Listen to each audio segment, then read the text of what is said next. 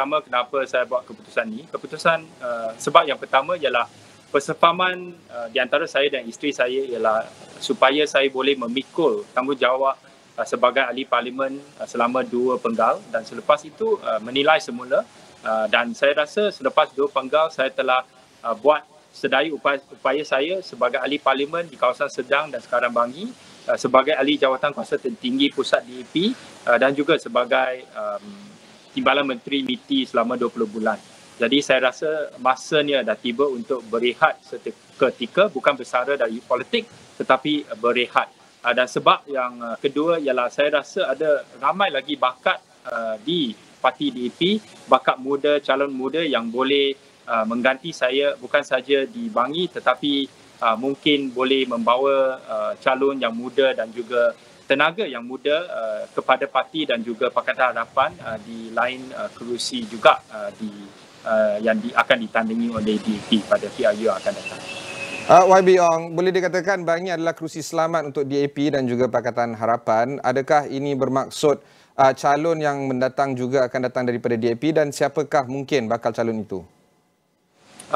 Saya rasa saya telah membuat sedaya upaya saya sebagai ahli parlimen, dan saya harap bahawa ini adalah mencukupi untuk pave the way lah untuk calon yang akan datang. Dan saya rasa jikalau tidak ada apa-apa perubahan, kerusi ini memang akan ditandingi oleh DAP di bawah Pakatan Harapan, dan saya akan memberi kerjasama 100% kepada sesiapa pun yang akan dinamakan sebagai calon di Bangi. Tapi saya harap pemimpin parti boleh menamakan calon itu lebih awal, kerana kawasan Bangi ini adalah kawasan yang besar, mencecah 300,000 pengundi, kawasan parlimen yang terbesar sekali dari segi jumlah pengundi di seluruh Malaysia.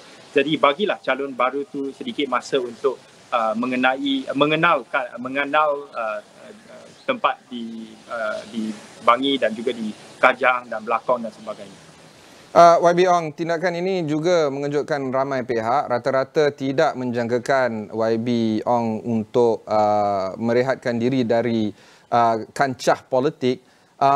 Adakah ini sesuatu perkara yang sudah dikenal pasti oleh rakan-rakan setugas di kalangan ahli-ahli parlimen, terutamanya ahli-ahli parlimen Pakatan Harapan, ataupun ini sebuah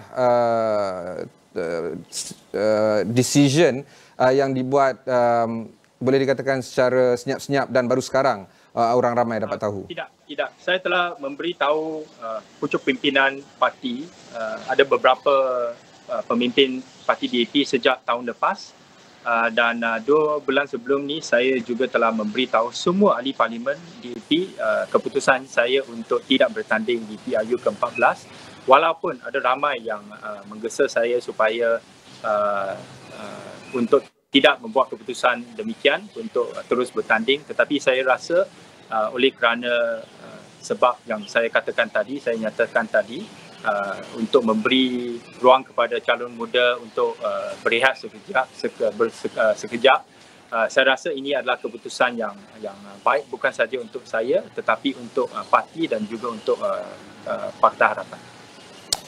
YB Ong, memandangkan YB merupakan mantan Timbalan Menteri MITI dan juga telah pun menjadi orang kehadapan di kalangan ahli parlimen Pakatan Harapan, tindakan YB untuk merehatkan diri mungkin akan memberi satu gambaran kepada penyokong-penyokong atau pengundi yang menyokong Pakatan Harapan bahawa YB telah give up, senang kata.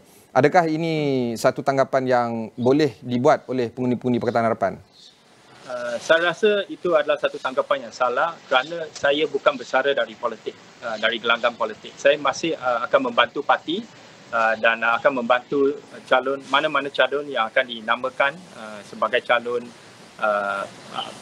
kerusi parlimen di Bangi dan juga calon yang lain di kawasan Hulu Langat, kawasan Dun, Bangi dan sebagainya. Saya memang akan beri sokongan 100%.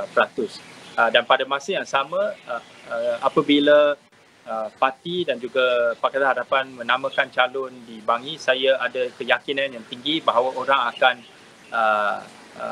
memberi sokongan yang tinggi dan ada keyakinan yang tinggi juga kepada calon muda yang akan dinamakan di kerusi Parlimen Bangi, dan ini juga merupakan satu value added lah saya rasa kepada bukan saja parti DEP tetapi juga kepada Pakatan Harapan.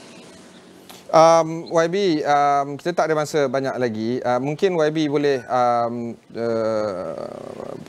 ceritakan sedikit tentang pengalaman YB di Parlimen Serdang dan kemudiannya di Parlimen Bangi. Mungkin 2-3 perkara yang YB agak bangga dilakukan sebagai ahli parlimen di sana, dan juga 2-3 perkara yang mungkin hasrat YB belum lagi tercapai, tetapi sesudahnya tindakan ini YB tidak boleh mencapainya. Ya, secara singkat, apa yang saya memang bangga ialah usaha saya untuk upgrade dan membaiki running track ataupun track balapan di Stadium MPKJ di Bandar Baru Bangi, di mana bukan saja saya telah membaiki track di sini, tetapi oleh kerana saya telah mendapatkan penjimatan daripada kontrak yang saya telah mengendalikan sendiri, saya menggunakan simpanan ini untuk membeli peralatan yang sedang dan boleh diguna oleh atlet ataupun olahragawan kebangsaan untuk berlatih di sini, dan mereka memang sedang berlatih di sini, termasuk atlet yang sedang mewakili Malaysia di Sukan C di Hanoi sekarang. Itu adalah pertama. Kedua ialah usaha saya dengan tim saya untuk membantu bukan saja penduduk di Bangi tetapi juga di seluruh Selangor semasa banjir yang begitu serius pada tahun lepas, di mana saya telah masuk ke tempat di Shalab seperti Taman Seri Muda dengan kayak saya untuk menyelamatkan beberapa orang, dan selepas itu untuk memberi bantuan kepada mereka juga. Dan ada perkara yang saya belum lagi buat, iaitu usaha saya untuk mengurangkan kesan buruk daripada banjir di sekitar Sungai Langat, di Taman Reko, di Taman Sri Langat dan sebagainya. Tetapi masih ada lagi masa. Saya sedang bekerjasama dengan pihak berkepentingan seperti JPS untuk cuba membantu memasukkan infra yang cukup supaya boleh mengelakkan banjir yang lebih serius di kawasan yang tertentu di kawasan Bangi. Ya. Apakah percaturan YB selepas ini, memandangkan YB juga ada background dalam akademia dan juga mencampurkan ataupun melibatkan diri dalam corporate sedikit, apa pelan YB dalam jangka masa mendatang ni? Saya harap saya ada lebih ruang dan masa untuk membuat research, membuat sedikit writing, mungkin tulis 1-2 buku, dan boleh meluangkan sedikit masa untuk membuat lecture lah, ataupun teach di universiti yang boleh menggunakan pengalaman saya sebagai ahli parlimen, sebagai mantan timbalan menteri di MITI, dan juga sebagai seorang bekas ahli akademik. Ya. Baik. Terima kasih YB Ong Kian Ming, ahli Parlimen Bangi. Kita rehat sebentar, sekembali nanti kita akan rungkaikan kembali dan rangkap kembali isu-isu berkaitan dengan ekonomi Malaysia dalam minggu ini.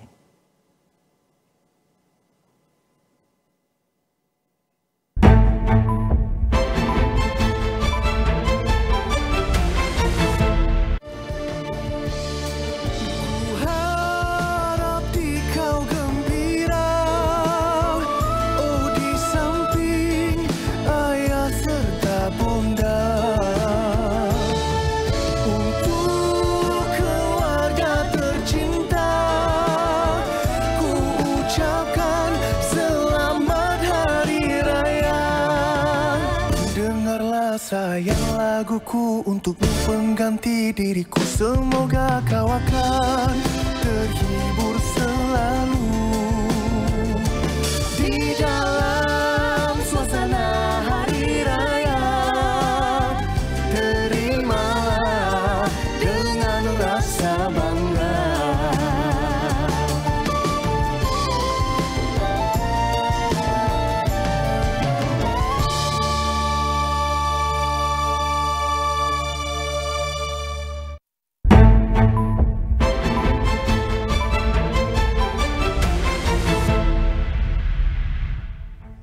Welcome back to Niaga AWANI. Now, we don't have much time left, but one area of focus that I want to think about is, of course, the Indonesian GDP.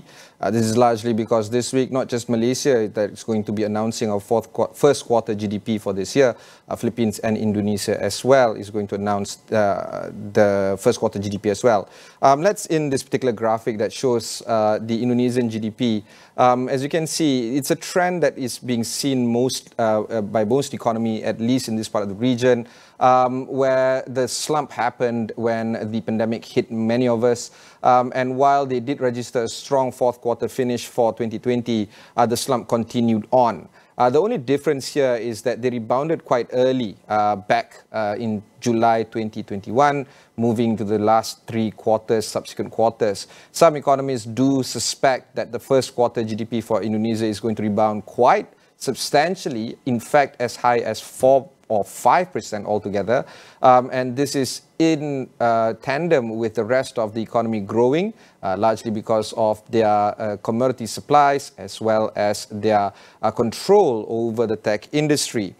Indonesia and the Philippines did register the economy to be growing 5.1% according to ING forecast during the quarter.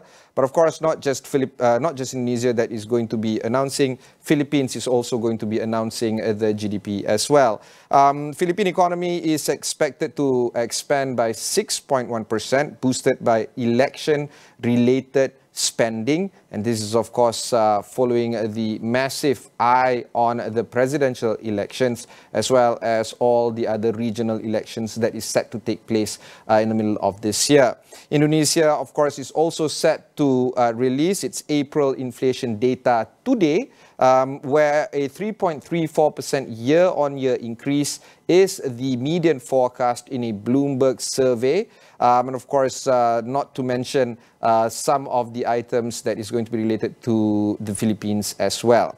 Now, related to this is, of course, the inflation readings and April trade data coming in from India and China.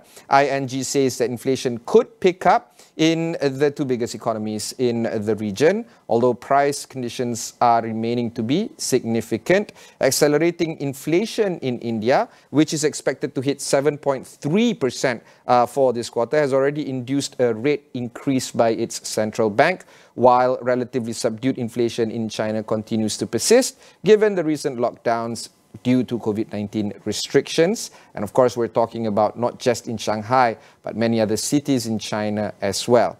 So this week, we're going to see a lot of economic data coming in from a lot of countries. We're going to be seeing the 2 key important data for Malaysia, which is the GDP announcement that is going to be coming in for this week on Friday, as well as the key data on the inflation rate that is expected to be coming in mid of this week. So this is the new offering of Niaga AWANI. We hope you enjoyed our presentation for this morning. Do chat with us, my colleagues Najib Arif, Ashraf Hasnan, or myself, Ibrahim Sani, on all our social sites.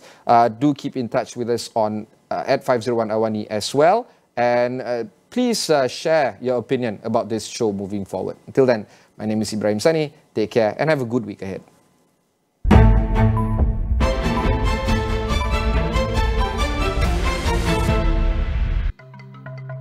Sarawak akan mewujudkan dokumen sementara bagi mengatasi akses ke atas kanak-kanak yang tidak memiliki taraf kewarganegaraan.